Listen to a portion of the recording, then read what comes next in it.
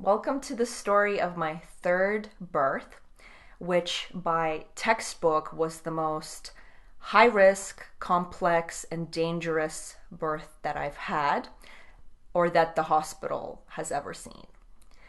Uh, Everything that could have gone wrong went wrong, and yet this was the most simple, easy, perfect, beautiful, and pain free experience when it comes to birth that I've ever had. The complications were breech, which means butt or feet down, so not head down. Footling breech, which is the most dangerous presentation of a breech birth by textbook. The danger there is said to be that if the cervix is dilating slowly, the feet can fall out and then the head can get stuck and not come out in time for the baby to be okay. I also had a cord prolapse, which means the cord falls out of you before the baby does, which runs the risk of cord pinching and again cutting the oxygen flow to the baby. I had a true knot in the cord, which means when the baby was very small, it swam through its cord and made a knot in it. And if this cord gets pulled and the knot tightens, baby can't breathe. This is a very different labor. Very different. Slow ramp up, which is nice. This bath is nice. Everything's just better. And hopefully keeps getting better. And that's when my midwife called, and I told her not to come for another half hour because I was still in pre-labor and wasn't having any pain, and my contractions were incredibly short and random. And then my knees got tired from kind of kneeling in the bath, so I get out and I lie down on my bed to see if I can just hang out there for a little while. And then I feel something come out of me. And I reach down and I feel what feels to me like the bottom of a foot. So I get up and I put my leg up to look in the mirror, and I see something that does not look like a foot, and I kind of reach in a little bit and grab it like this, and it feels thin and kind of wiggly like a cord. At this moment, a wave of fear washes over me. I feel really, really scared for a few seconds. And then I just say to myself, I'm not letting this baby die. I will go to the hospital just in case labor doesn't progress and he gets stuck so they can cut him out of me without an epidural. And then I calm down and I let God take care of it. I literally said, God, take care of this, and I trust that you will, and it will be as it has to be. So I go lie down on the bed, and I kind of put my hips up, inclined, and I call for my husband, and I'm like, can you check if that is a foot or a cord? And he checks me, and he says it's a cord. And I call my midwife, and I tell her what happened. And she freaks out and she says, I will meet you at the nearest hospital, call the emergency, and this is a C-section, right? And I just take a breath and I'm like, okay, I'm calling emergency services. So I hang up, I have my husband call them, and I'm in bed again, composing myself, and I say to myself, if I'm freaking out and if I'm scared or panicked, these people around me that are about to be around me are going to treat me like an insane person. They're going to freak out even more. And I just need to continue to trust my body and God and stay calm. And I did. I stayed very calm. And my husband, I could tell, was so worried, but he stayed calm too. The emergency people, basically everyone in my small town who worked for like the fire department or the ambulance showed up. They got me on a stretcher. They were quite nice. I was fully naked, just had a blanket on me. They had the female response person sit in front of me to like make sure the baby doesn't come out, or she was just kind of looking once in a while. She was terrified. Her eyes were like this the entire time. She didn't know what to do. So I'm laying on the stretcher, they're getting me in the ambulance, and I'm like still having, I'm just having my internal dialogue of staying calm. And I say to myself, these people have no idea what to do if the baby is born.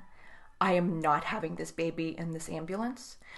I am going to get to the hospital and be with my midwife. And even though she's freaking out, she still knows what to do in case something happens along the way that's bad. The doctors, they will not know what to do. They don't deal with breech births ever. So halfway to the hospital, I start getting the urge to push. This is uncontrollable, by the way. And I'm just trying to hold it in and not push along with the pushy feeling. And I'm just breathing through it. And I say to myself, yeah, I'm not getting a C-section. I'm pushing this baby out as soon as I get into that hospital. I get to the hospital. It was about a 15-minute ride. My midwife is there. She had the whole room ready. She told everyone what was going on. Literally everyone was there. It was like 20 people there. The doctor on call, again, huge dinner plate eyes, just totally not knowing what to do or what's going on. They put me in the bed. My husband's there. And they checked the heart tones, and the heart tones were going down, but not critically. No one was panicking, but everyone was visibly scared to death and not having no idea what to do next. I'm laying down, kind of inclined a little bit, and the doctor starts going through her kind of NPC doctor dialogue training. We need to get you an epidural and have a C-section. And the midwife kind of looks at what's going on, and she says, the foot is out. There's no time for that now. And I look at the doctor and I make eye contact with her. And I say, I can't lean forward for an epidural. Like, that's not happening. I'm going to push now. Ready? The doctor's like, okay. And then my contraction starts. And I push, and his entire body and shoulders come out.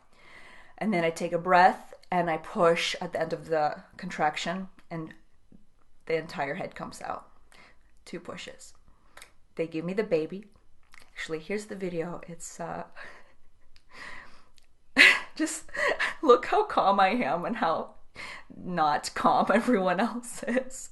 And my husband is like, well, you'll hear what he says. It was kind of amazing. That's a medical term. I couldn't have done it anyway. No, you couldn't. No. The baby was going to come out right in the middle. Well, of congratulations, you participated in a breech birth. Lord. Sexy, right? It's not so scary. It could have been, but it wasn't. The doctor's continuing to talk in the background, going through like what could have happened and what the risks were, and she's kind of on another planet. Like she has not processed what has happened. Meanwhile, I am so perfectly content in my own power, happy. My husband is relieved and so happy. My midwife is relieved. And everyone in the room just got to experience something they've never seen before. That they should have seen many times, but because of our medical system, they don't even train in it anymore. One of the most miraculous things was that my cord prolapse actually disappeared by the time I started to push. No one saw the cord once the legs were out. Explain that. Is there an angel in my womb? Did the baby pull the cord back up? Did my cervix suck it back up? That was something no one has explained to me yet. Very odd. Very, very miraculous, like I said. So yeah, the cord prolapse kind of fixed itself.